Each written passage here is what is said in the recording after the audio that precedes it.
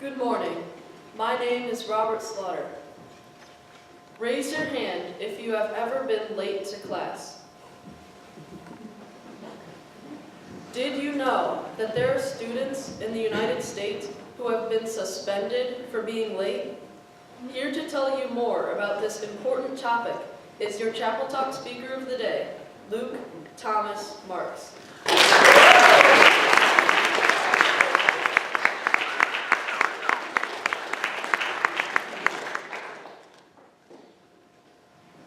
In Newark, Delaware, 6-year-old Zachary Christie was suspended from school under a zero-tolerance policy and sent to 45 days of reform school.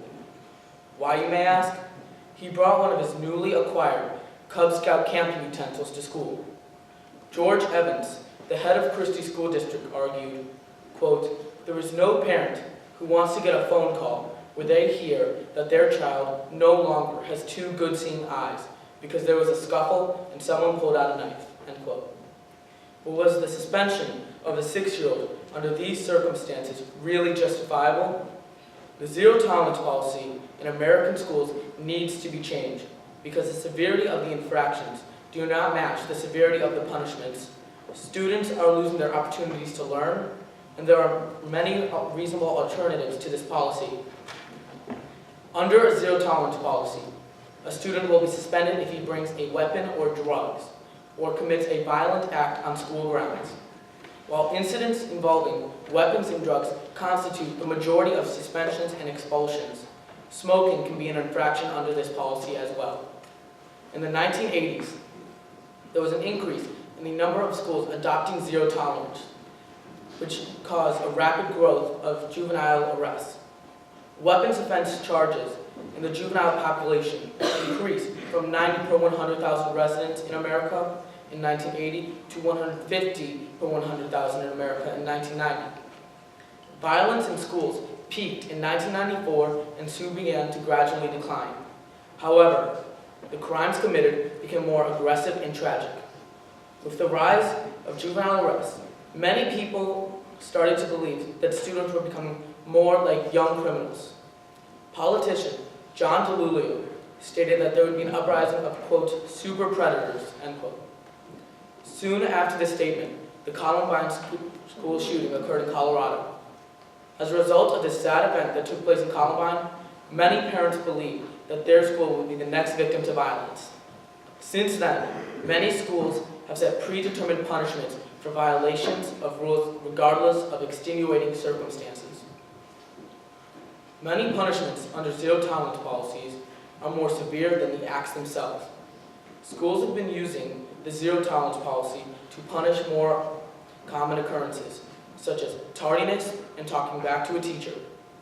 Beverly Ford, writer for the New England Center for Investigative Reporting, states, quote, "According to the state data, children as young as 4 years old were excluded from school for at least one day during the 2009-2010 school year.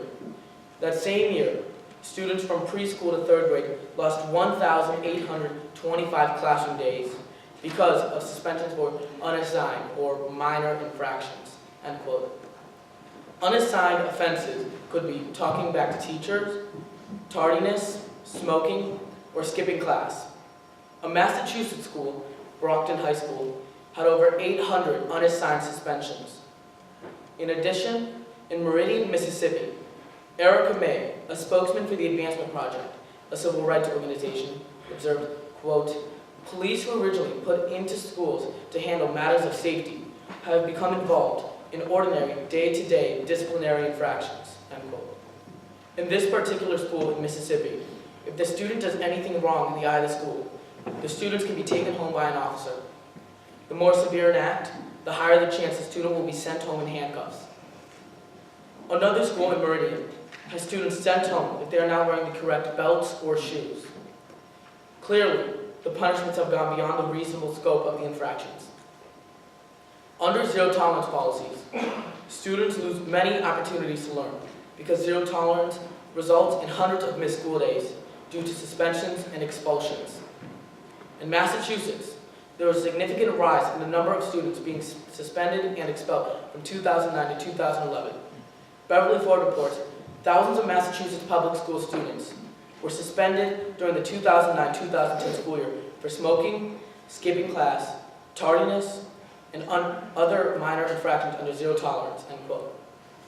A major portion of the suspensions came from Springfield, Massachusetts. They had over 4,000 in-school and out-of-school suspensions throughout the 2010-2011 school year. Many of these suspensions resulted in students being sent to a juvenile detention facility. If students are in these facilities, they are not in school. Joanna Wall, associated with the Charles Hamilton Institute at Harvard Law School, observes, quote, "What they need is to be in school, to have relationships with competent adults who can steer them in the right direction," end quote. Students are not able to catch up to their class after suspension, and consequently will have a higher chance of dropping out of school because they are falling behind. This could lead a student to even more severe scenarios in the future, such as a life of unemployment. Finally, zero tolerance does not have to be used. There are many trustworthy alternatives. Donna St. George, a reporter for the Washington Post, states, quote, "New regulations allow principals to suspend students but establish a more rehabilitative philosophy and reserve the harshest penalties for the most severe offenses. They also create a new timeline for appeal and add educational services for suspended students," end quote. Some schools in Maryland have started to use a brand new solution as an alternative to zero tolerance. It allows the schools to offer a rehabilitation program. It also gives them the choice of zero tolerance for the most severe infractions, but allows the students who are suspended to be able to keep up with their class. Because the students are offered educational assistances and support while they are on suspension, this will give the student a lower chance of dropping out of school. The new policy also allows the students to have an appeal date. In addition to Maryland, a Chicago public school is experimenting alternatives to zero tolerance. They use a program called Positive Behavioral Intervention and Support, otherwise known as PBIS. Students are rewarded when they do something that is good. Examples of good behavior are helping other students with work, holding the door for a large passing class, and giving sick classmates updates on homework. Mary Wells, one of the teachers at this school, states, quote, "PBIS is a very popular initiative for middle schools in the area, so my students are familiar with that structure. While it isn't feasible to do things they do in a huge school of 4,000 high school students, we do try to do as much positive reinforcement as possible," end quote. Students are rewarded for responsible behavior.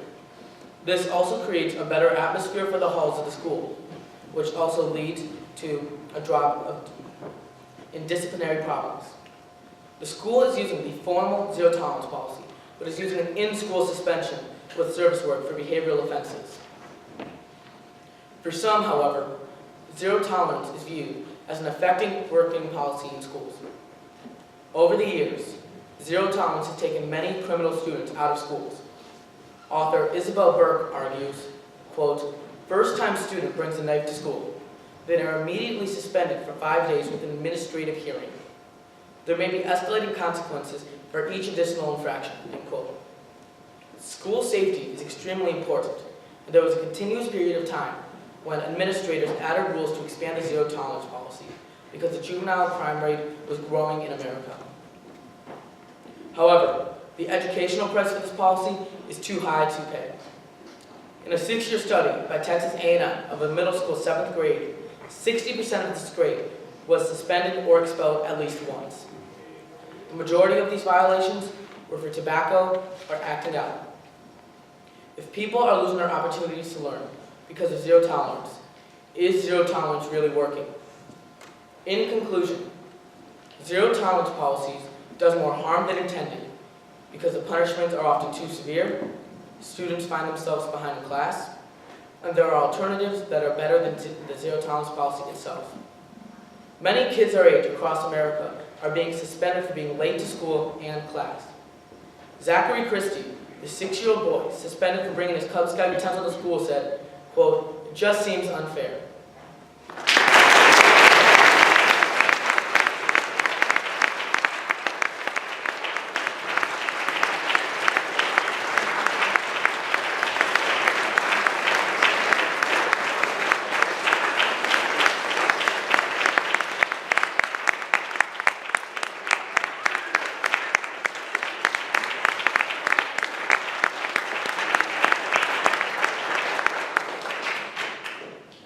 job, Luke. Are there any teacher announcements?